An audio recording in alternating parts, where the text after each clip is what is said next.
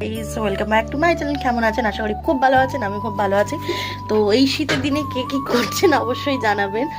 যা শীত পড়েছে, বাপরে বাপ।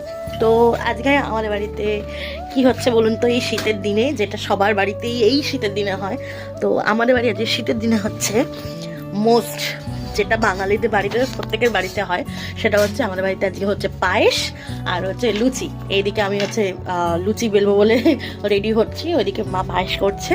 চলুন সবটা দেখাচ্ছে। লেচি কেটে রেখেছে, এখন এই লুচি বেলবো। আর ওদিকে হচ্ছে ওদিকে আমার ছেলে এখানে কি করবো না করবো তার জন্য দেখছে, আরও হাসে, বলছে মাম্মা তুই ব্লগ করছো না? হ্যাঁ, একদম কাঠের জালে ধোয়া ওটা পায়েস করেছে। যদিও পায়েস হচ্ছে বাসি পায়েস খেতেই বেশি ভালো লাগে, কিন্তু তাও আজকে রাতে আমাদের এটাই ডিনার হবে, কারণ আজকে আর অন্য কিছু করা হয়নি। একদম পায়েস করেছে। আর করেছে হচ্ছে এই যে লুচি, এখনো বেলা হয়নি, পায়েস কিন্তু নামিয়ে দিয়েছে। এবার লুচি হবে। লুচি, এদিকে আমি লুচি বেলছি। আমি না লুচি গোল করতে পারি না, তারপর চেষ্টা করেছি গোল করা, কেউ কিছু মনে করবেন না প্লিজ।